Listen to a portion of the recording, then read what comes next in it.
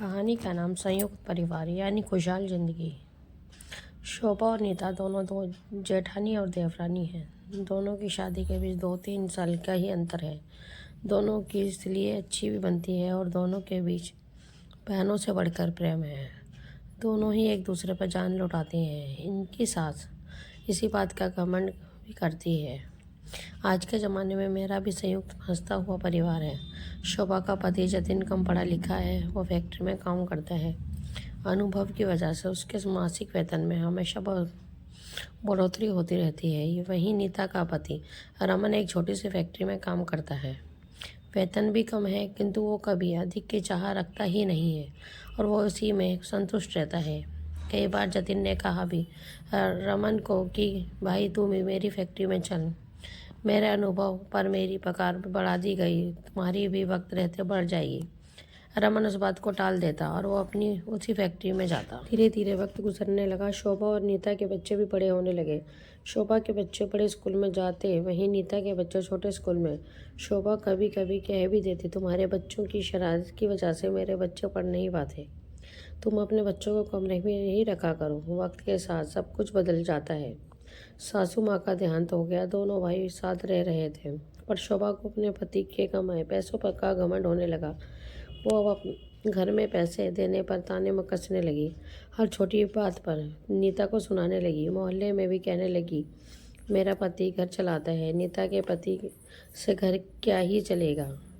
शोभा देखते ही देखते पूरी तरह से बदल गई। पैसों की आड़ में वो धीरे धीरे सब कुछ भूलती जा रही थी। सासू माँ के घर को बराबर हिस्से में बांटने लगी और फिर नीता और उसके पति को घर से अलग कर दिया। उसने अपना एक आलीशान घर भी बनवा लिया। अपने बच्चों को विदेश पढ़ने भेज दिया। वहीं नीता एक छोटे से घर में रहने लग गई। उसका पति उसी फैक्ट्री में जा रहा था। नीता ने भी दिन दुगनी रात चौगनी कर पैसा कमाना शुरू कर दिया।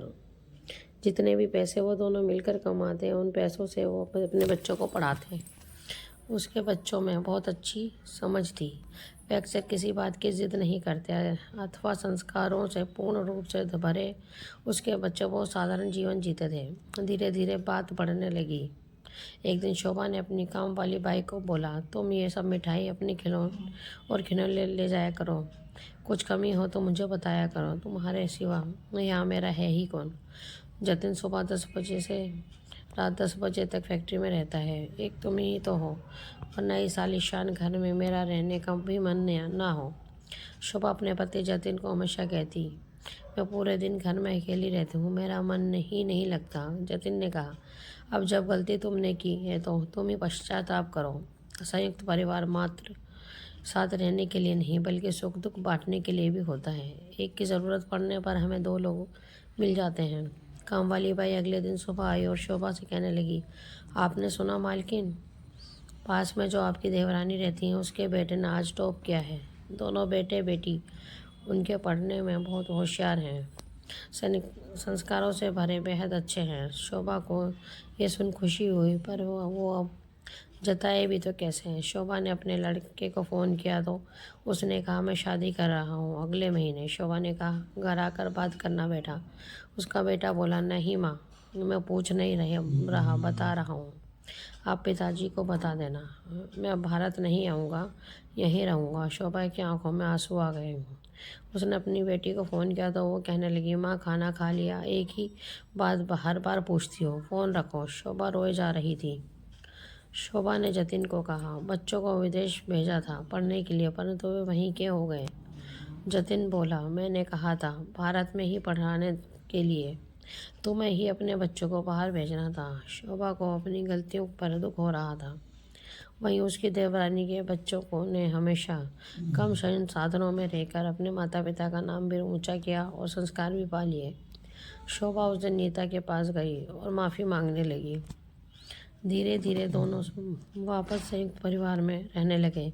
नीता के बच्चों के साथ घुलकर शोभा भी खुश हो गई और 1-2 साल बाद संयुक्त परिवार के प्रेम ने शोभा के बच्चों को विदेश से वापस आने के लिए प्रेरित कर दिया। आज वे सभी एक साथ बहुत खुशहाल जिंदगी जी रहे हैं। संयुक्त परिवार दुख सुख झगड़े अपनेपन सभी का संयोग है। जीवन की कठिनाइयों में हम कभी भी खुद को अकेला नहीं पाएंगे। दोस्तों, आपको हमारी ये कहानी कैसी लगी प्लीज़ कमेंट में हमें ज़रूर बताएं। अगर कहानी आपको अच्छी लगे तो अपने दोस्तों के साथ शेयर करें और हमारे चैनल को लाइक एंड सब्सक्राइब करना ना भूलें। धन्यवाद।